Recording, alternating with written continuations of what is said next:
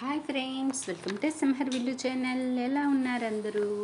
ఈరోజు అయితే మా ఇంట్లో పనస ముక్కల కర్రీ అయితే రెడీ చేశానండి. ఇదిగోండి, ఈ విధంగా అయితే చాలా టేస్టీగా, చాలా హెల్త్ బెనిఫిట్స్ ఎక్కువ ఉండే ఈ సీజన్లో దొరికే మనకి ఈ పనస ముక్కల కర్రీని అయితే నేను రెడీ చేశాను.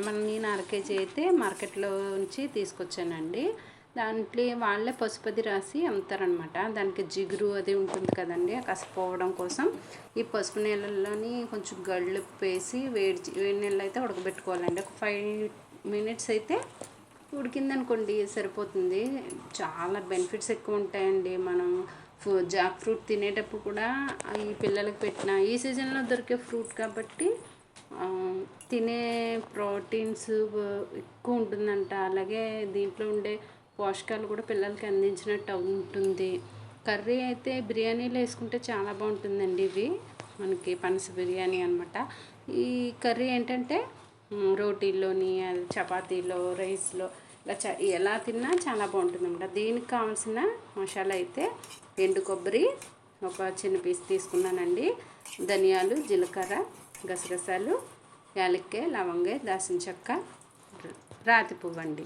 ఇది టేస్ట్ చాలా బాగుంటుంది. ఒకసారి అట్లా వేయించేసి మిక్సీ పెట్టుకుని కొంచెం చిన్న అల్లం ముక్క, వెల్లుల్లిపాయలు తీసుకున్నానండి. ఒక 6 వెల్లుల్లిపాయలు రేకలు, 4 ఆనియన్స్ చిన్న చిన్న ముక్కలు కట్ చేసుకొని, ఆవాలు, బిర్యానీ ఆకు వేసి కొంచెం ఆయిల్లో మగ్గిన తర్వాత ఆనియన్స్ కూడా వేసేసానండి. అదే దాంట్లో నేను మునక్కాయ కూడా వేసాను. దీనికి నేను యాడ్ చేశానండి మునక్కాయని డైరెక్ట్గా.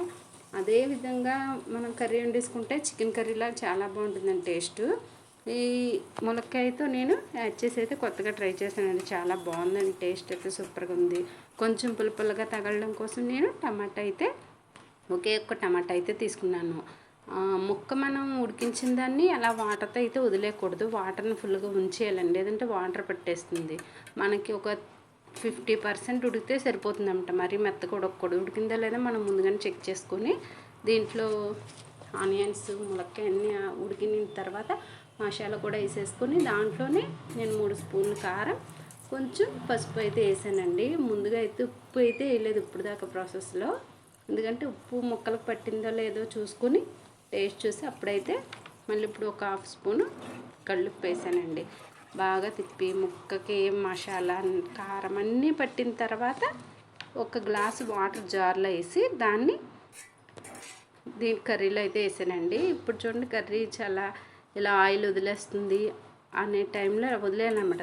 దగ్గరికి వచ్చేయాలి. ముద్ద గ్రేవీ కర్రీ లాగే ఉండాలండి. ఇలా లూజ్గా ఉందంటే మట్టుకి మనకి వాటర్గా పట్టేస్తుంది అనమాట. ముక్కకి వాటర్ పట్టేస్తుంది.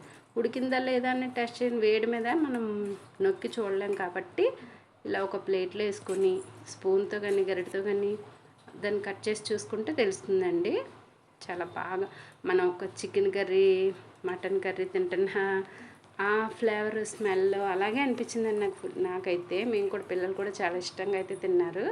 మీరు కూడా టేస్ట్ చేయండి. పిల్లలకు కానీ, ఇంట్లో ఎవరైనా కొత్తగా ఫ్రెండ్స్ కానీ, రిలేటివ్స్ కానీ ఎవరైనా వచ్చినప్పుడు ఇలా కొత్త ఐటమ్స్ ఉండేటప్పుడు వాళ్ళు కూడా కొంచెం రిచ్ ఫుడ్లో ఫీల్ అవుతారంట. బాగుందండి టేస్ట్ అయితే.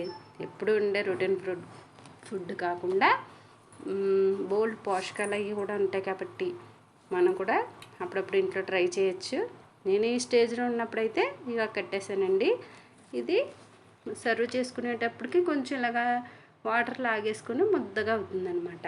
చూడండి, చాలా బాగుంది కదండి. ముక్క టేస్ట్ చాలా సూపర్గా ఉందండి.